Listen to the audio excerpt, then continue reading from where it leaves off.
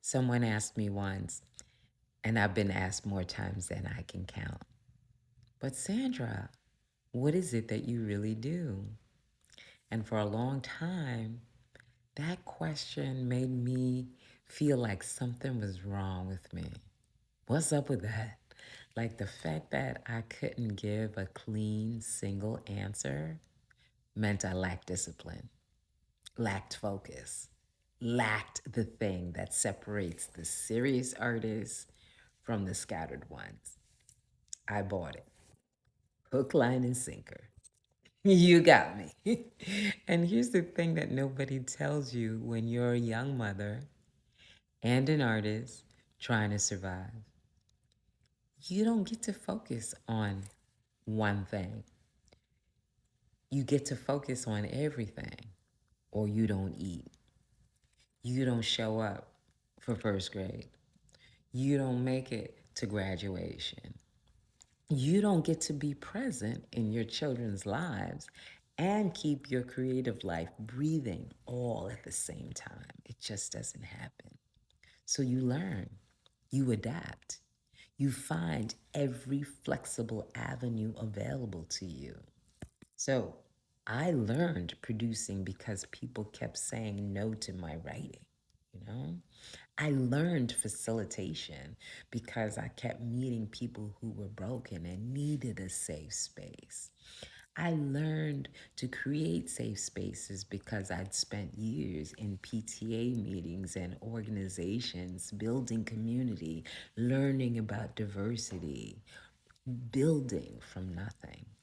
I went back to being a visual artist because something in me refused to let that part of me die. And I told myself, damn, this is a problem. You can't pick a lane. Oprah said it. The self help book said it. Focus on your one thing, your one true passion. Give it everything. And I did look around at the women who seemed successful, the ones who had gotten in early and stayed focused, and they built that one singular thing. And I decided, okay, there it is. The evidence is clear. My complexity was the flaw, but I was wrong. Because here's what I know at 62 that I could not see at 32. Everything that I learned, everything, fed everything else. The years in the garment district, designing for Diane von Furstenberg, taught me about, and having my own line, mind you, taught me about aesthetics and discipline and production at scale. The acting trained my ear for dialogue. Studying with Ailey trained my body as an instrument. The producing taught me infrastructure, negotiation, how to hold a vision when everyone else loses faith. The PTA, yes, the PTA taught me about diversity, taught me how to move people, how to build consensus, how to make something out of nothing with no budget and no authority. And my daughter taught me the true meaning of neurodivergence and working with people with challenges. That enhanced my teaching, and the teaching brought it all home. And what I make now, the plays, the writing, the work, is full of text and color and movement and diversity. It is multidimensional and the range is wide. Let's not even talk about the fact that I'm an immigrant. That didn't happen despite of the complexity. It happened because of it. I wasn't scattered. I was building and I didn't have the vantage point yet to see what I was building toward.